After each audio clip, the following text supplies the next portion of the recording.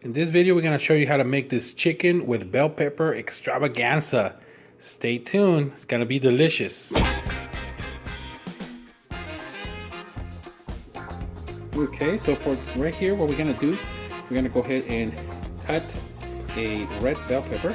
And this is what I do usually, is I just break the middle of it, open it up, and toss all the seeds from the inside, making sure that you get it clean, nice and clean from the inside.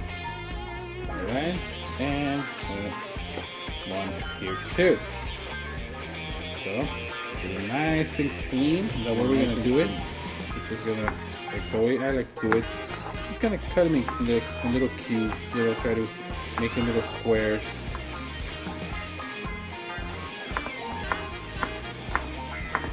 Just like that.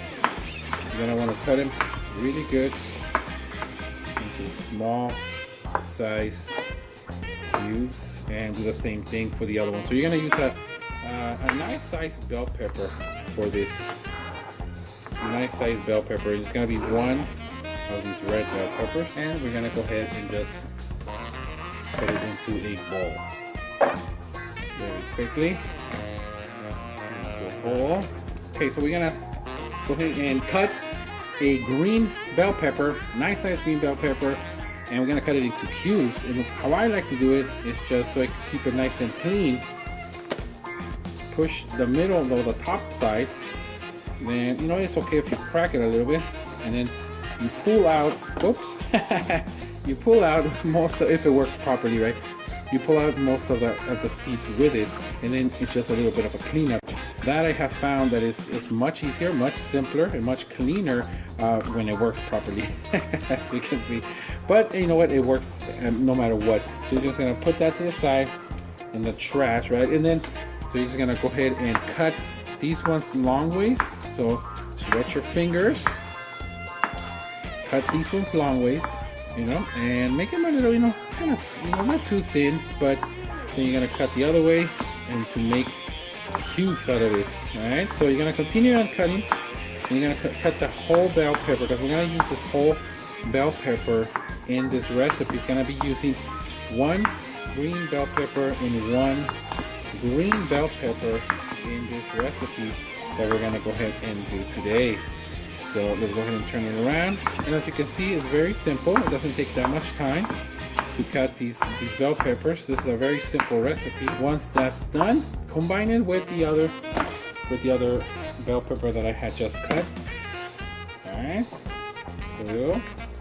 Alright. And that's gonna go, because we're gonna put it into the pan at the same time. So it's okay if you mix it. It's gonna be a nice color, nice fresh color. For this recipe, what we're gonna do, we're gonna need about 4 cloves of garlic. And I like to just smash them very quickly. And just each one do a nice smash, because that just makes them easier to peel. Get the little trash tray right here, and you just cut them up. Just wash your fingers. Be careful with your fingers, because these are a little small. I just like to go do them like this, just kind of like just how very simple cut. Just keep on going like that. And what we're gonna do is just gonna cut them up into small little sizes, small little pieces. Just chop them up a little bit. So just chop up your garlic. Very good. I mean, it could be as fine as you want, or not as fine, however you want. But if you like to, you know, feel the garlic when you're eating or something, make it a little thicker, right? If you don't that much, make it a little smaller, and then just grab a little bowl and place it in, because we're gonna use this right now when we're cooking. So that should be good to go. So now we're gonna go ahead and cut a fairly sized onion. I like white onion, but you can use whichever color you want, a red onion or a yellow onion. But usually the white onions are the ones that have the best flavor. I mean, that's in my opinion. Peel it off, get all that junky stuff out, get your onion, and it's gonna be the same thing. You're gonna go ahead and cut it into just chunks, like small chunks. And the way I like to do it, I like to keep it like that. Then cut one side. Oops, it's not really working right now because it got stuck. But there you go, like this. Cut, cut, cut, cut, cut. Because then what I do is I turn it around and then very easily go like this. Flip it over, right? So flip it over and then just keep on cutting it. That gives me a fairly good size of onion. Doesn't really matter if it's perfect or not. So here, the larger you cut them, the larger the little cubes are gonna be. So the thinner you cut it, the thinner it's gonna be. So you are the judge on that. The thicker the onion, the more you're gonna be able to feed it, and you're gonna get like a nice crunch to it. But we're gonna actually saute this, so you're gonna go just cut it up, flip it, and cut the other side. I like to put my onion separate because what I'm gonna do is if I'm doing the garlic and then the garlic toast, we're gonna go ahead and add this onion right after that.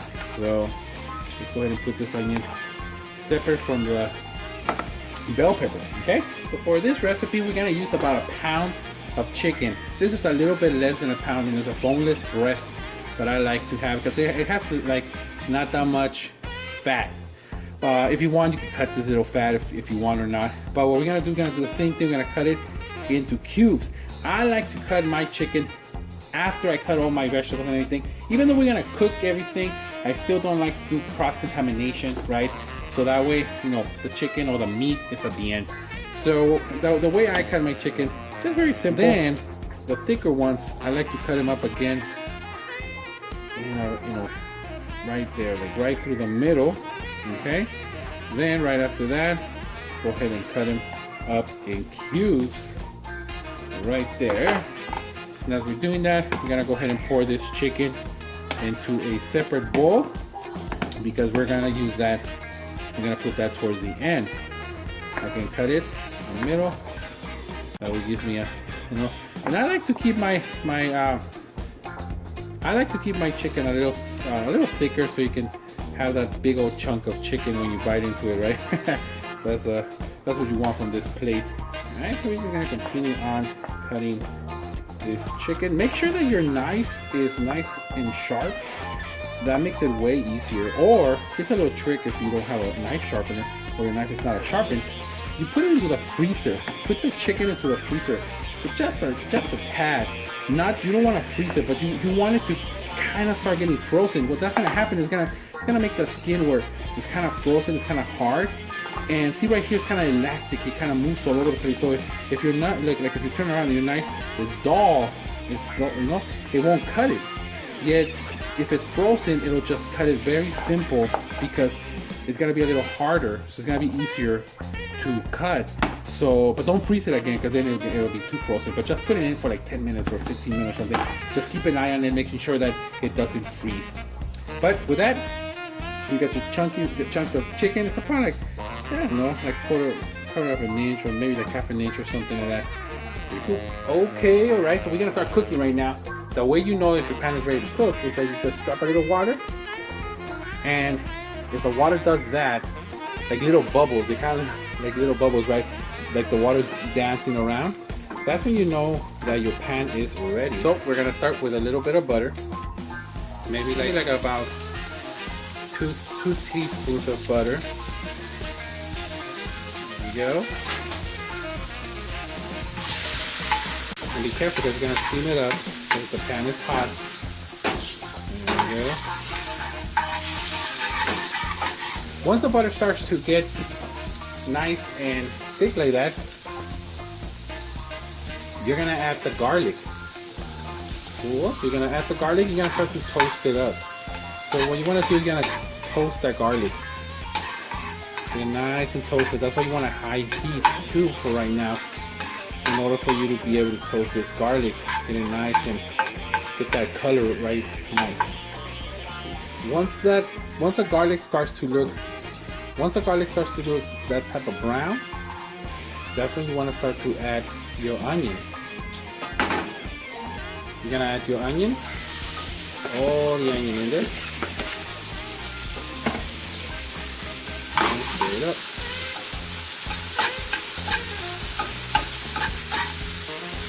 what you're gonna want to do is kind of saute that onion, get it nice and try to get that caramelization going with the onion. It's gonna give it a real good flavor.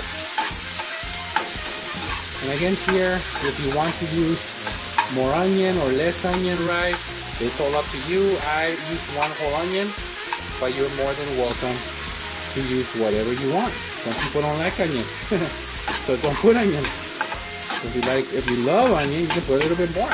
Because you gotta understand that as it starts to saute and as it starts to caramelize, the onion will start to get smaller. It'll start to shrink. So you're gonna want to make sure that you put enough to compensate for that shrinking of the onion. Okay, so once the onion starts to get a nice, that golden color, right, that nice caramelization going, you can do it. You can take a little bit more time and get it a little bit more if you wish, but this is good enough for me. And so what we're gonna do now is gonna go ahead and add the bell pepper. So we're gonna go ahead and add the bell pepper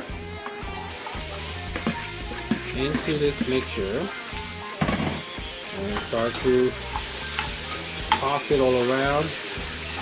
I'm gonna try to get that same effect with the bell pepper now. Try to get it nice and grilled in here, or nice and sauteed. Gonna add some salt. I'm gonna add some pepper.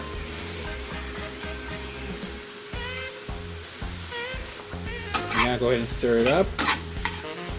And then we're just gonna keep on stirring it until the bell pepper starts to cook very good. It starts to get nice and soft. One of the tips that you can do is don't cook it as much, so the pepper can kind of stay a little crunchy if you wish. But if not, you can cook it. The longer you cook it, the softer the bell pepper will become.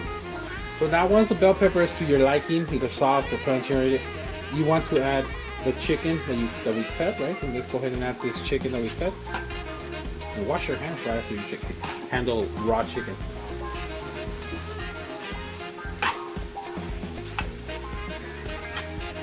Usually right here, what I like to do, I like to cover it, and that way it can keep the juices inside and it doesn't dry out. Once it's been cooking for a while, I'm gonna add a little bit of the soy sauce, and that's gonna be to taste. After that, we're gonna add some teriyaki sauce. Again, the same thing. You can add as little or as much as you want. Then we're gonna go ahead and stir it up. Get all those good flavors in there. It's starting to smell delicious. You wanna stir it up really good. Get all those flavors all over the place. Right after we stir it up, we're gonna go ahead and close it up again. After 5 minutes or so, go ahead and uncover it up, cover it, and start to let that juice kind of thicken up. Right now it's a little bit too thin, so what we want to do is kind of stir it up and let that juice thicken up. That's gonna make it nice and flavorful. The chicken should start to absorb all the flavors in there, and we're just gonna be basically almost done to eat. We're just gonna get that sauce to thicken up. After it's simmering and it's almost ready and the sauce is thick, you're gonna add about, it just depends again, about half to 1.5 cups of cheese. And then just spread it all around. That's also gonna absorb some of the juice and make it thicker. And then you're gonna let it there, let it simmer, let that cheese melt, and it's gonna be delicious. And there you go, my friends. That is the delicious, delicious plate right here. Once it's nice and melted, oh, this is gonna taste delicious.